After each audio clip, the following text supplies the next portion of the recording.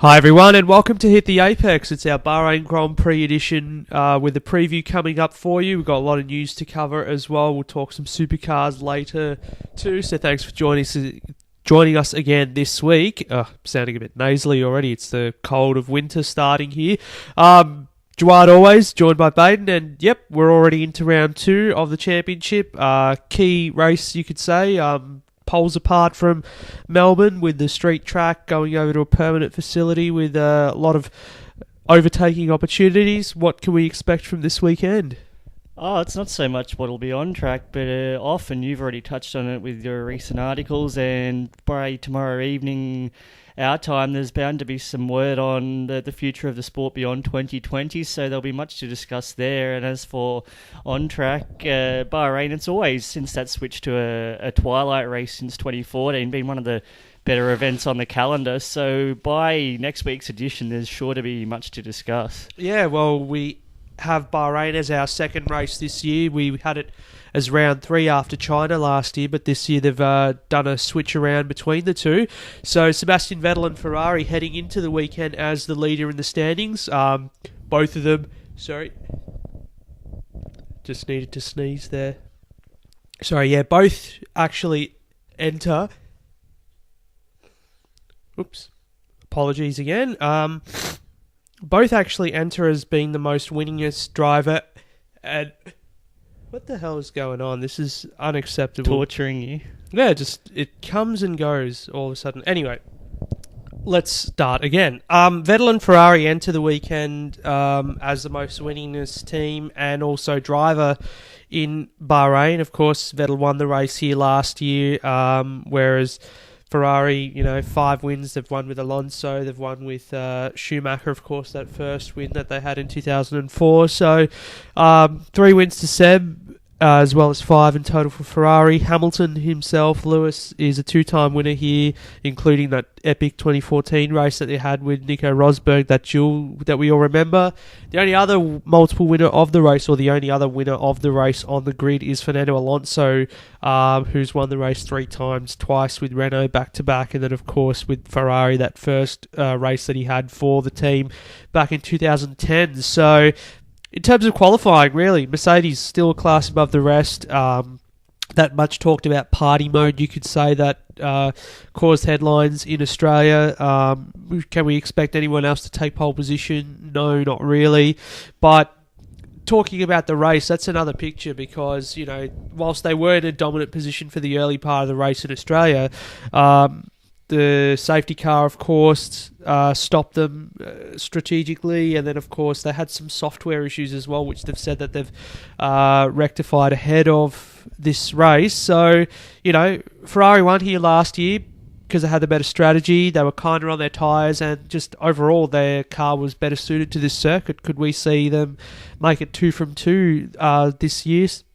Yeah, Ferrari's got a lot to be confident about, more so than at Melbourne. That was really a gift to them last weekend. So I think that coming here, we saw their bold assertion when they really had that criticism from 2016 about their reactive strategy. They were finally on the front foot with those overcuts, and it really played into Sebastian Vettel's hands. So employing a similar strategy this weekend, they've got every reason to think, even if Vettel can just get himself on that front row, that's going to give him the best chance to at least get off the line well, and if not, to stay within grasp of Hamilton. As we saw at Melbourne, if Mercedes do have a slight blunder in the timing, then that's all it can take, and suddenly it falls into Ferrari's hands again. Yeah, so that's totally, you could agree with that point, that the fact that even though they lucked into the win in some respects in Melbourne, that Bahrain is a circuit that they perhaps are more suited to car-wise, so it'll be interesting to see how they go. And in terms of the tyres, all 3 of the top teams,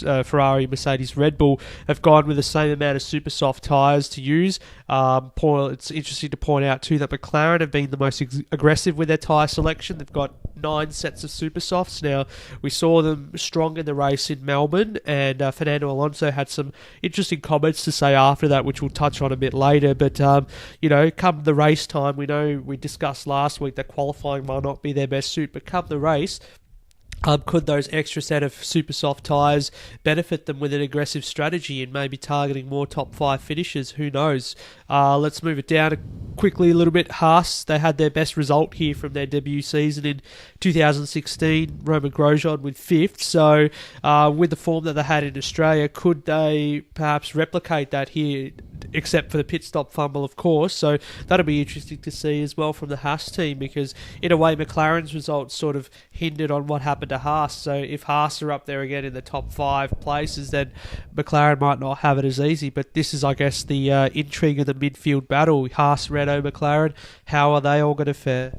And really, out of those three, the impetus will be with Renault to strike back, as much as McLaren were fortunate there with the Haas issues. They really capitalised. Renault probably, they did well in the end to get double points there. Carlos Sainz had his own issues with the water bottle there, but they'll be looking to really be the ones nibbling away at that top 5. But again, the flyaways, it's still going to be a while before we get that definitive pecking order through the midfield. Exactly. It's, as you keep saying, Barcelona, when we get those updates happening, that will get the definitive pecking order. But, you know, we saw Force India here for 2 years in a row get crucial podiums, which got him that 4th place in the Constructors' Championship or whatever. Could we see a surprise podium come from one of those midfield teams as early as Bahrain? That'll be a big talking point if it does happen. But because we've got such a competitive top 3 in Mercedes, Ferrari and Red Bull, it would only take retirement or whatever, or some kind of dramas to see one of those guys get in there. But if it does happen, boy, you know, that could be something really to talk about come next week or whatever, or even after the Chinese Grand Prix in a couple of, or next week. Yeah, well, we know Force India in the past have been particularly strong here. Maybe not so this year, but it does lend itself to one of this year's contemporary midfield runners. They're really capitalising on an issue. But Red Bull, I think, from what we saw at Melbourne, a lot closer to the mark than they've been any time in the hybrid era this early in the piece. So I think that if it's Ferrari or Mercedes, which have a bit of misfortune, Red Bull will be there to pick up the pieces. Exactly. So we'll wait and see what happens there. And of course, Red Bull with that unfortunate race in Australia, you could say, Ricciardo fighting back to 4th and Verstappen just having a real scrappy old affair. But going back to Force India, where does their fate lie, you could say, for this race? You know, them, Toro Rosso, Sauber, Williams, they all seem to be making up the numbers at the moment. But, you know, Force India perhaps the better off in that pack, but Toro Rosso especially, again, exposed to Honda reliability failures. Their first taste of it in the season, of course, having not had it during the pre-season. And Sauber and Williams, you know, they're just going to be floundering away at the back. You know, it's a real fall from grace, I guess we could talk about all season long for Williams. Force India, we know what their issues are, but yeah, those guys perhaps just outside the top 10. Could they jag a top 10 finish if luck falls in their favour? You'd think for Force India or maybe even Williams it could be possible, but yeah, maybe not call on it.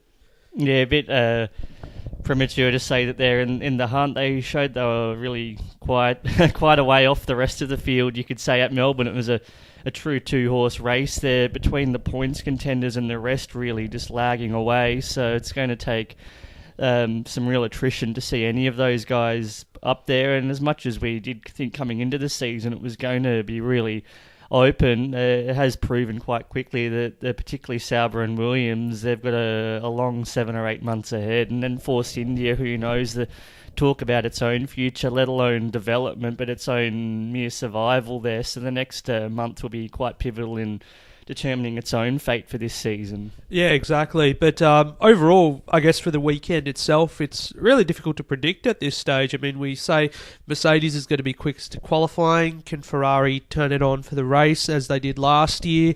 Hard to really pick a winner, but, you know, if we were to put our money down today, I'd even go as far as saying Ferrari can make it 2 from 2 this year for Sebastian Vettel again for the win. And Kimi Raikkonen as well has been typically really strong here, although he's never won a race here. He's, I think, had the most podiums of anyone in Bahrain. He's so Mr. P2 here, basically, about 5 or 6 times at least. Yeah, so I think consecutively when he was at Lotus, he was finishing second behind Sebastian Vettel. 2015, 2016. 2015, 16 as well. And what was the story last year? Was he... I think he was fourth, wasn't he? Might have missed out on the podium just. But yeah, he's always there or thereabouts in Bahrain. Just hasn't had that win to his name. But, could that potentially happen this weekend? We'll wait and see.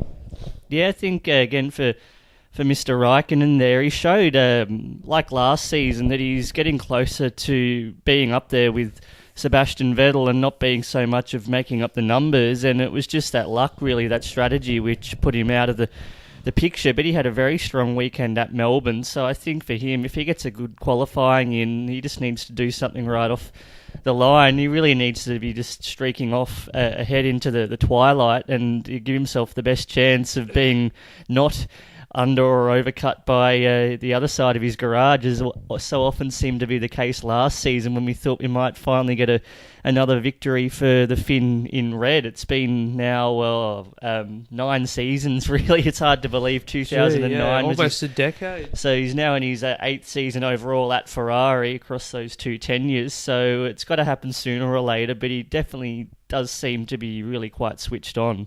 And there is also something about these Arabian races that really brings the best out in Kimi. I think it might be the rosewater, not instead of the champagne. So who knows? We could potentially have Kimi Räikkönen up there this weekend as well. So yeah, that's our preview for Bahrain. We look forward to the race, of course. Let's go over the digest now, and a lot to look over in the last week leading up into this race. We talked a bit about, of course, the meeting that Liberty Media is going to have with teams and manufacturers over the weekend in regards to the blueprint. But a lot of talk this week has been about, in the meantime, what is going to happen. So Renault have come out calling for an engine freeze until 2021. So it'll reduce costs, of course, if they're going to be working on a new power unit for 2021. Why not just freeze the development on the current power units until then, which will mean teams will spend less on trying to do that, and potentially even lower the performance gap as well, and allow the chassis developments to take precedence. So I reckon it is it's a decent idea, of course. Of course we want to see these guys getting better and better, but, freezing the engines, it's good for cost cutting for now. And if we're going to have an all new formula in 2021, we probably don't need to see these engines developed any further. I mean, it's another 2 seasons away, but it could be good for the competition in that time. It could be a double-edged sword, though. It'll be still there, the imperative for Mercedes opponents to really show that they can make a package stand on its own legs rather than needing the power there. And Renault, of course, in the previous era did benefit from the engine freeze. We know how potent it was in collaboration with Red Bull, so it's probably coming from that point of view, and they just want any chance to catch its breath before 2021 takes effect, and we'll know the outline of that in coming weeks, and it will probably be back to the drawing board if it's not to the liking of all the parties. We know how there's always the division. We know Mercedes and Ferrari, though, they've come together as a single entity, as I guess, fighting against everyone else for what they want in their corner. But it does make sense on an economic level. I think just with the amount of output that's already gone into the hybrids over the past 5 seasons for development, that a bit of a chance to pause before 2021 and beyond, as long as it's done right, then it might have some legs. Well, Renault, of course, probably stand under the highest amount of pressure, you could say, leading into 2021, and perhaps that is a way of them, as you say, catching their breath, because if they're having to work on their current engines and power units up until then, and also in tandem develop what's going to be the 2021 power unit, then, they could fall under that pressure again that they did at the end of the last era, where they were so, I guess they were just working so hard on their V8 engine, but then didn't really pay much attention to the hybrid one, and that's where it all sort of went backwards for them, and they're really still just playing catch up from then. The irony of all of this is Renault were the ones calling in that instance to make the switch to V6s, saying it was the only way which was financially responsible, and yet at the same time it was so caught up in continuing its success with Red Bull, that it took its eye off the ball for 2014, and look now, they're still playing catch-up. Yeah, exactly. So, but speaking of Red Bull, of course, and they've had a hand to say in this as well with a call for a ban on party modes, the qualifying engine modes that it seems that Renault still hasn't got on their power units, but Mercedes, to a lesser extent Ferrari as well, they get better one-lap pace out of their qualifying engine with the engine mode or whatever. So if they ban that, they think that qualifying will be a lot closer, but it doesn't really matter, I mean, qualifying in a lot of the races, except for perhaps Monaco, hasn't really proved to be the ultimate, I guess, guide to who's going to win the race as well. We saw in Australia again, so Lewis Hamilton's been on pole 5 times in a row there now, and he's only won there once in the last 5 years. So a lot of these races, it comes down to the race, of course, and that gives that philosophy of, the points are given on Sunday, so it's the onus is on Sunday for them to be able to do something, because obviously that being qualifying mode, Mercedes don't get that one lap advantage in the race either, unless they have clean air and they've got the right tyres and everything and the right fuel. So I guess it's only just a qualifying thing. Yeah, we did see last season that it was probably quite academic, the results on Saturday to Sundays, and often the front runners, particularly Ferrari, making a meal whenever it did line up a first and even second. So I think that this early in the piece, it's probably a bit knee-jerk to be making this so-called party mode to be some sort of big bad, and regardless of it, Mercedes are probably going to have the extra 10th, and particularly with Hamilton 10th or 3 there to get the job done. I guess the big thing that we should be talking about with the party modes probably is that, the whole debate about whether the customer teams have them or not, and, whilst Mercedes say that, we're totally transparent with our customer outfits or whatever, we got that call from Force India saying that, oh no, they don't have the same access as Mercedes do as a works team. So that's probably something to address first before calling a complete ban on the party modes and whatnot. So, again, it's one of those innovation things that it's not written in the rules, you're not allowed to do it, but because someone else has come up with it, everyone else is upset because of it. It's a time-honoured method. Instead of going and employing your own solution, let's just put a line through it on the spot. What's the cheapest way to address it, basically, is to ban it. So, It's a bit of an indictment when you think F1 should be about exploiting some rules. Obviously, some are more nefarious than others, but in most cases, you want to see it, as long as it's not going to be prohibitive with the cost factor, that making innovations, and it's great to see, and if it can be applied in any other context, rather than saying, nah, you can't do this, can't do that, no, forget about it all. It just gets a bit ridiculous. Yeah, it's the great debate, isn't it, about what F1 really is and whatnot, and we talked a bit about it last week with the blueprint proposal and all that, and we'll talk more about it next week when we know what it is that Liberty Media have presented to the field. Going back to what we said about Fernando Alonso and some of his ambitions for this year, so he's come out after the Australian Grand Prix and said that McLaren should forget about the midfield and focus on trying to catch Red Bull. So we've sort of not lowered our expectations, but kept them modest by saying that, they could be at the top of the midfield and target 4th in the championship. That should be what they should be hoping to achieve this year. But Alonso, I guess, a bit deprived of success, and he's not had a win in anything for how long now.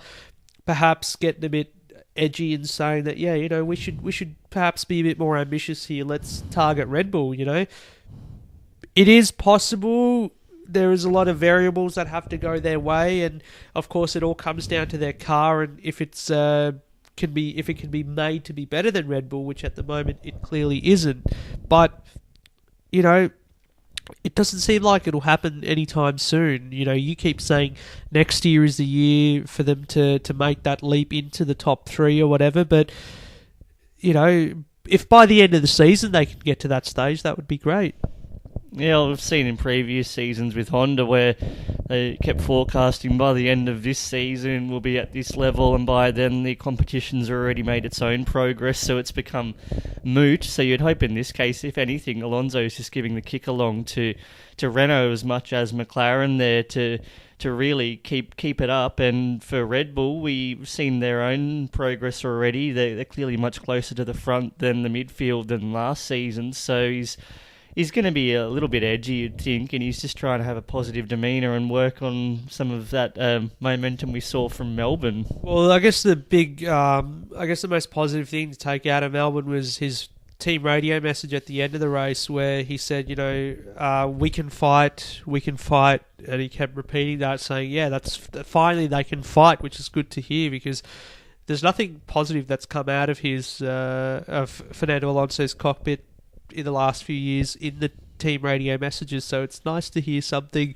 good come out of there at last. So we'll see how they go this weekend, of course, and as we said before, potential for a surprise podium every weekend, depending on what happens at the front. If they're in that if they're in the top 5 or there or thereabouts, then there's always that possibility that they could snag one in. So our last point to talk about, German publication Amos has reported that Liberty are looking at format changes once again for the weekend, and I guess more pertinently is Saturday qualifying. So rather than having, we'll still have our traditional qualifying, but what will determine the grid is a short sprint race on the Saturday, which a couple of years ago was talked about as part of a shake-up for the whole weekend, but the fact that it's been talked about again, perhaps they're serious that this could potentially end up happening, and we might end up having more entertainment on a Saturday with a short qualifying race. Oh, Liberty's always looking for ways to, give a bit more instant gratification there, and talks about shortening a weekend, perhaps trimming it to as little as the 2 days instead of, Melbourne's had 4 in the past, even though there's only 3 with F1 action, maybe down to essentially Saturday and Sunday, just having the one practice session, the qualifying race, and then straight into Sunday. And I know we both probably talked about the warm-up notion at Melbourne making a return from years gone by. It was always good to see the cars in some sort of race trim before lights out on a Sunday morning, so maybe that could also be something worth looking at if they are looking at really shaking up the entire timetable. Yeah, they did obviously remove the warm-ups from race weekend due to cut costs and everything, but on Sunday, just being at the track itself, at the Australian Grand Prix, it just seemed a little, it would have been more entertaining if we had the F1 car. Like, we had to basically wait the whole day for the main event, and I guess the build-up was nice with the support categories and everything, but it would have been nice to just see them in the morning as well, a little sneak preview of what's to come ahead. And of course MotoGP have that, and a lot of the V8 supercar races, well, the more significant, you could say, endurance races, they do have a little warm-up session in the mornings. We know Sandown, Bathurst have that short practice session just before the race as well. So I guess, one last look at the cars before they go out on track for the race itself. I mean, it could possibly happen. Perhaps cut practice sessions to just 2 on Friday, then Saturday have 2 rounds of qualifying. Of course, you're qualifying to determine the grid, and then of course then your qualifying race, which will set the grid for Sunday, and then a short practice session on Sunday morning ahead of the race. So that could potentially work as a format. Again, it'll come down to what they see in terms of timetabling and also costs as well, because the idea about shortening a race weekend in terms of track time is to do with costs as well. So cost of running the cars, the less they're out there, the better for the team's pockets. And also a little bit of talk, I think, there of on a Friday opening up the scrutineering or the paddock for where the cars are to the public there, so they can get a close look at the machinery before it's in action. And this would be a great way just to increase the just that relation between the particular supporters and their own teams, to be able to actually feel that interaction. Just as long as no cameras and photographers are allowed, because I'm sure there'll be spies coming in. Of course, it'd have to be well done, securityed, but you got to imagine that would be extremely popular with the fans. Yeah, if they look into that. So I guess that'll be another thing. It's not been specified whether this weekend, when they're talking about post 2021 F1 is whether they're going to be talking about off-track stuff as well as on. So for now, we know that it's going to be a lot to do with on-track, but perhaps there'll be some off-track discussion as well to go over for next week. But let's move it on now and talk a bit about supercars. We didn't really get a chance last week with the busy schedule that we had post the Australian Grand Prix, but yeah, we're 2 rounds into the championship. We've got the 3rd round coming up this weekend in Tasmania. Shane Van Gisbergen still leading the championship by 49 points after having that difficult weekend at Albert Park, of course. And what we did bring up last week was the fact that we've had 5 different winners now in 6 races, and it's just showing the tight battle we have for the title. A successful start to the ZB Commodore as well for Holden. They've had 4 wins now of those 6 races, and of course between 3 different Holden teams. So of course 888 Red Bull, the Walkinshaw, Andretti United, and Erebus Motorsport too. So, a bit of diversity there at the top, but, showing that this new Holden is pretty strong, even though if it isn't perfect yet. Yeah, and all that bluster that went on at Adelaide about the composite panels, clearly they showed here that at Albert Park that they've got something really to work with, and it puts the imperative back to the Ford and Nissans to really get in on it, and I guess they've got their own futures to ponder as far as which make they go forward with or even remain in the sport altogether. Well, yeah, let's quickly go on to that now. And Nissan, big year for them, being a crunch year, of course, with their future up in the air. This is the last year, of course, of that 2-year deal that they signed back in 2016, and it doesn't look very positive for them at the moment. I mean, it's going to take a real miracle for Nissan to put pen to paper for a new deal, and it might not just be based on their results, which, let's be honest, haven't been very impressive at all. Their last win in supercars came back in 2016 with Michael Caruso in Darwin. They've had 4 wins in total since 2013 when Nissan joined the sport with Kelly Racing. And yeah, going ahead, it looks like results might not even matter as far as the decision is made. It's to do with their global program for motorsport. We know Nissan are embracing electric with their entry into Formula E next year, taking over from Renault.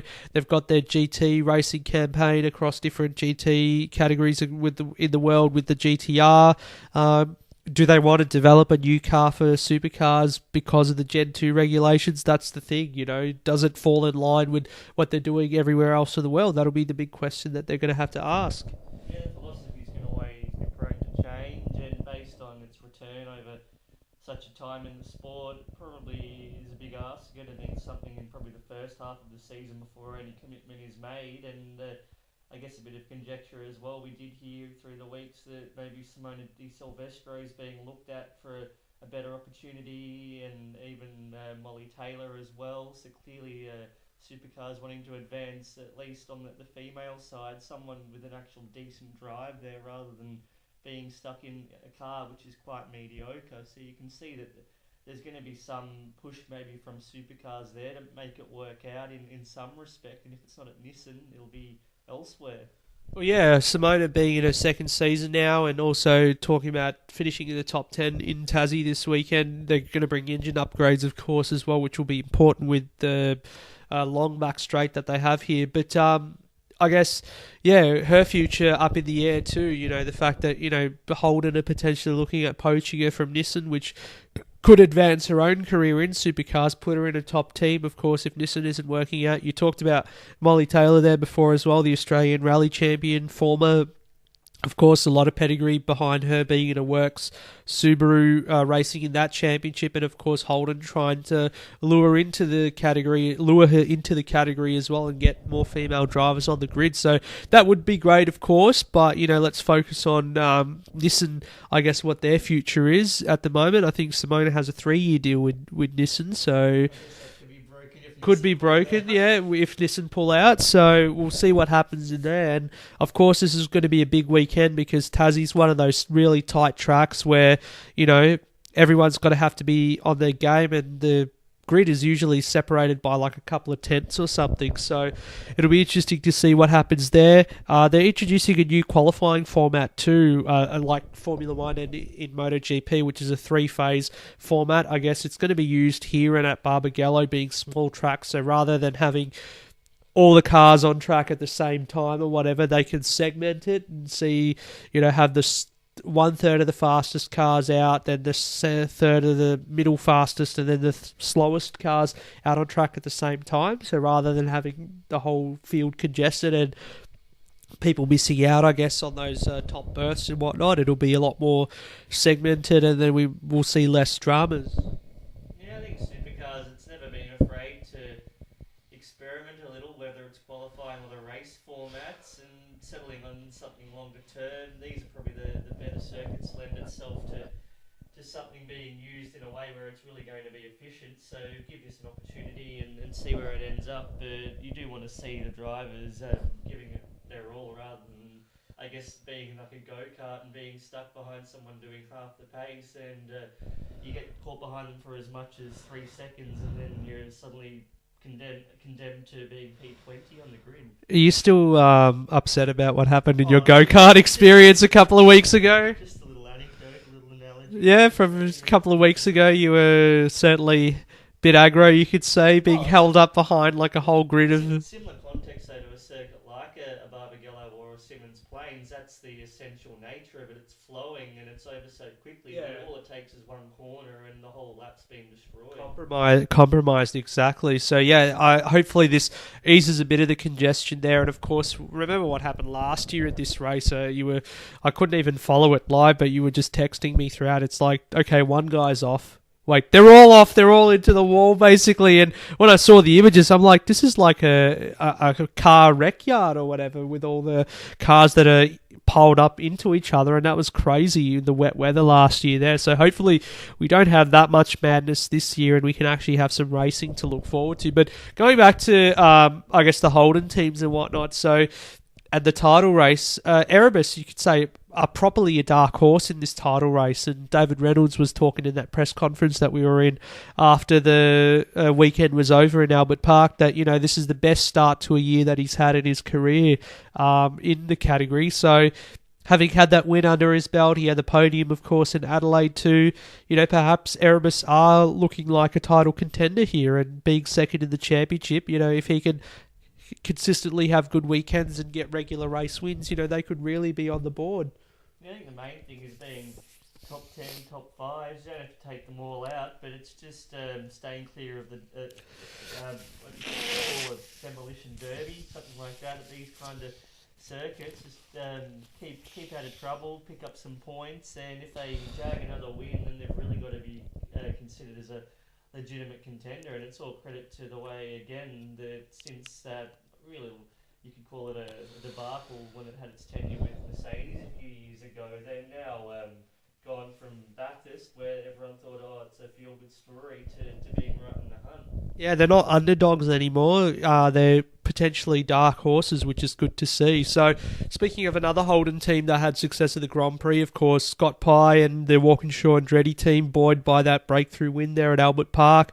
They showed, I guess, that even though they had the podium in Adelaide, we all knew that would happen in a way because they've been suited to street tracks, but the fast and flowing nature of Albert Park lent itself to their Commodore as well. So if they have a good weekend here in Tassie, or even next time out in Phillip Island, could we potentially talk about them being back, not as title contenders, but being a top team again and contending for those wins? Because of course, they've had that extra funding brought on board with with Andretti and United Autosports, and of course, there's going to be a lot more development going on here in Australia, and of course, stateside as well. They're going to be doing development for that Commodore. So, could they be a heavyweight once again? We saw DJR Team Penske in their first year; they were able to grab a few podiums here and there, and then the second year they didn't win races, but they were still fighting for podiums and all that. So could we see this as that first year that they had with Penske and DJR getting a few podiums, and second year podiums, and then eventually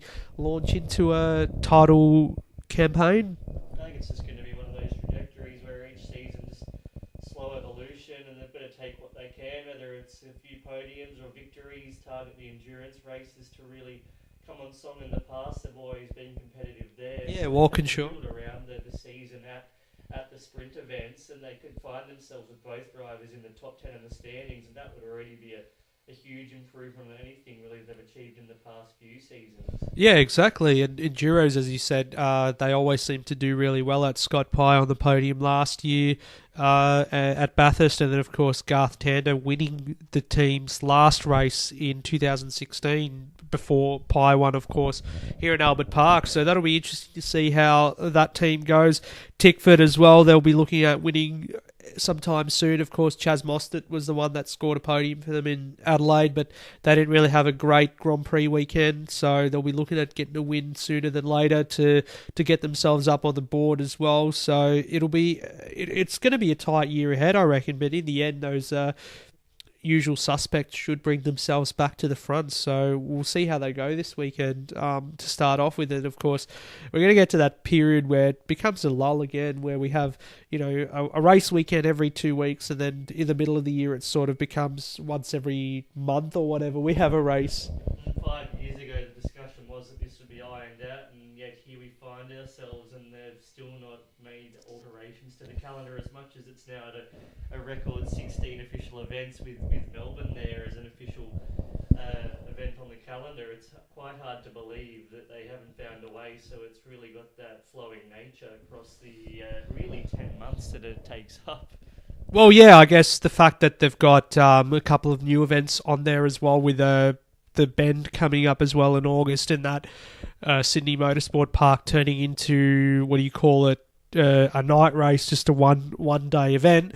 It should be interesting to see too. So we'll see what happens, how we feel come later on in the year. But anyway, let's wrap things up. Of course, we'll do our sporting moments of the week again. So what has been, I guess, your favourite moment this week, in the last week in sport, Go a bit left field here, even though I hardly saw much of it, particularly on the final day. We saw England bringing an end to its anti-podium voyage after feels like a lifetime, and they were cock-a-hoop about perhaps finally getting a victory on the board against New Zealand, and entering that final day it looked like they would wrap up the test and square it at 1-1, but the Kiwis dug in, and they were 2 wickets in hand as bad light stopped play, and as a result New Zealand won its first series against England in about 2 decades, and in the process, after Australia's shambles, which we don't need to mention again, New Zealand is now third in the test standings, and that's quite an achievement for them. Yeah, I guess it's good to see New Zealand as well, and we've talked a lot about Australia, of course, off air, and then, of course, when we had our discussion last week, and New Zealand really showing the way as far as a good, tightly knit team is considered. So England, I guess, they'll be happy to get out of this part of the world and perhaps take some time to reflect and look ahead to the next 12 to 24 months, of course, with the World Cup and Ashes coming up next year as well in their neck of the woods. So we'll see what happens there with them. So yeah, I guess for now there's not going to be a lot of cricket to talk about, which will be good. We need a bit of a break from it, especially with the way that things ended up last week with Australia and the Test team. So we'll be grateful for having a bit of a break, and then come, I guess, that one-day series against England in a couple of months, we'll start talking about it a bit again, and hopefully some positive news to come out of it too. Yeah, I think we'll just need a bit of downtime and to formulate the future, particularly in the short to medium term where Australia is concerned, just so it's got any chance of really building on.